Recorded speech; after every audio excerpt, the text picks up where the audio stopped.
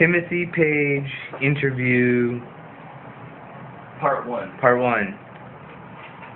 Alright, let's talk about your parents. What do you want to know about my parents? Your dad? My dad? My dad is my best friend in the whole wide world. The most beautiful man that ever existed. Music and my father are the only reason I'm still alive today. I wrote a song called It Don't Matter, It's Okay. So it goes, I fall in and out of love 10 million times a day. And each time I fall apart in every way. I break my father's heart 10 million times a day. But he also loves me, man.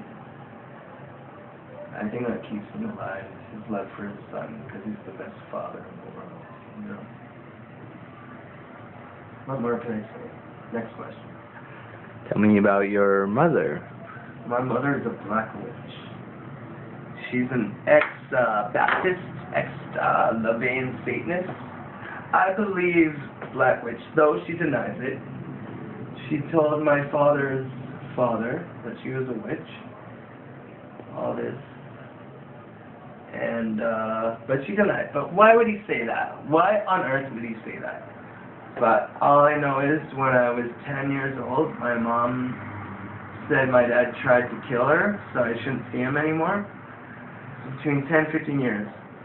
Between the ages of 10 15, I didn't see my dad because I guess I was brainwashed till whatever.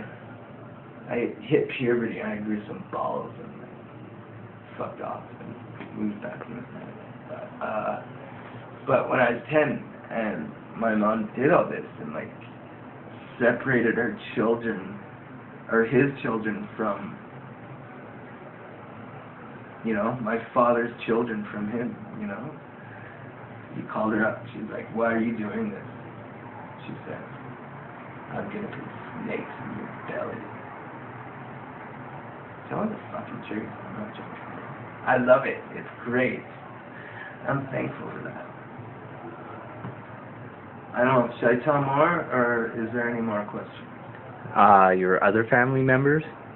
Or do you have any other families? My Aunt Judy and Uncle Trevor. I love Aunt Judy. She's my surrogate mother, actually. My mother, I don't know where she is. Wherever she is, but Aunt Judy, she's my surrogate mother. And my Uncle Trevor's her husband. My uncle. He's a pastor. And my father became a born-again Christian when he was 18. I don't know. I don't want to tell personal stuff, but I don't think... I know my Aunt Judy, and she wouldn't care. But she was ready to kill herself. I think my Uncle Trevor... I don't know. Forgive me, Uncle Trevor, if I'm saying personal stuff. I think he was ready to leave her. Or he just said he didn't want to marry her. And she was brokenhearted because she wanted to marry him. She was ready to kill herself. And my dad came... the gospel, the message of the gospel, when he came and taught it to them, and freaking they became believers. I think Aunt Judy, she was crying. She wanted to die.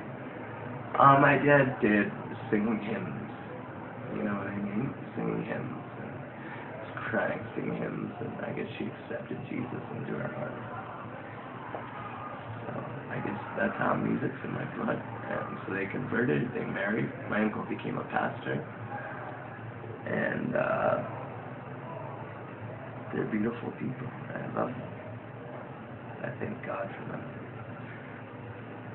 I love my family. As torn apart as it is, so I guess I have a small, splintered family. But I'm thankful for my family.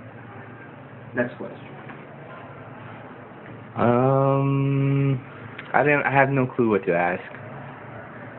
Anything you want to talk about, first day? Politics. Politics, come on. Alright. Sex.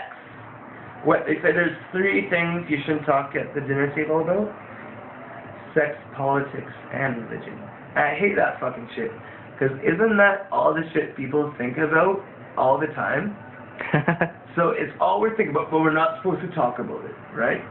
Don't talk about the most important things in life. You know? It's so stupid. Humanity, or North America, whatever, is so fucked up. Don't talk about the things you're thinking about. It's fucked up. It's insane. So, sex. Alright, I came to the conclusion a meaningful kiss means more than meaningless sex. I love it when I go out. I want to marry an Iranian girl. Beautiful, with beautiful Iranian girl. And I love it when I go out and I hit on them and stuff. And, you know, they let me give them a kiss. They give them a kiss. That means more. I don't know. Just fucking some bitch somewhere, you know. I agree with that totally. Thank you. My mother, I said all that shit about my mom. My mom gave me the most beautiful advice ever. And it's made me the man I am. I'm a romantic, okay? I was till love came. Till women came. And if I was a sexist, I would say women are the greatest sex. Sex. Sex. Text. Sex. Text. Sex.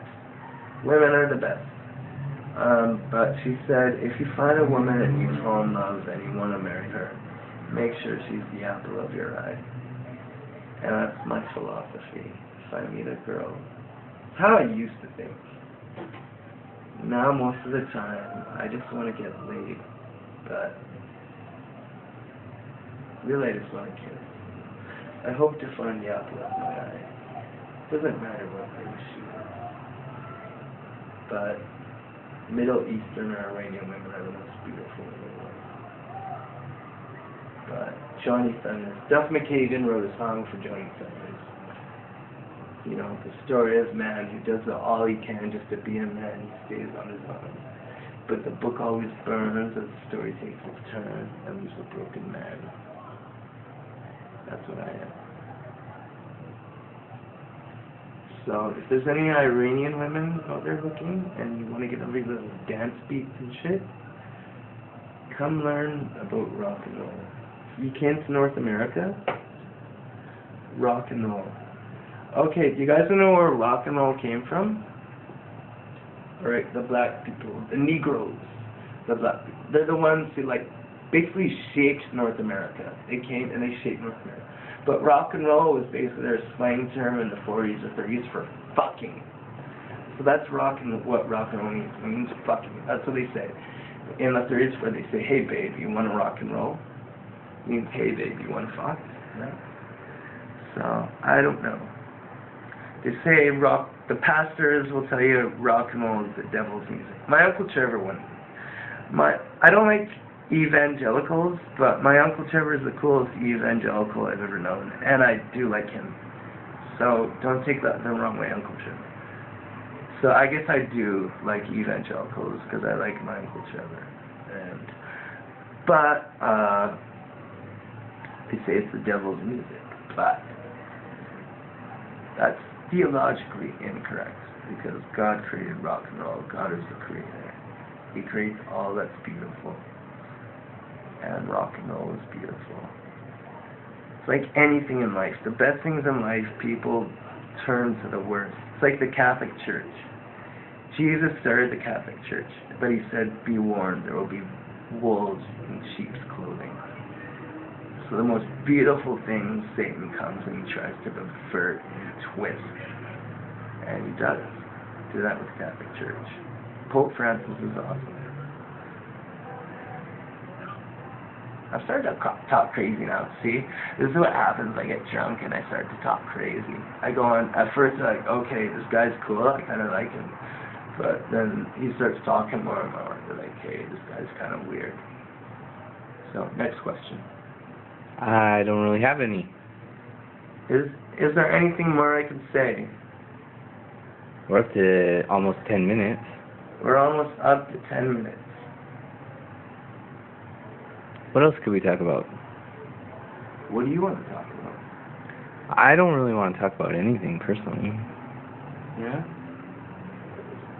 I think, I just want to look into my eyes and... Do you like my fangs?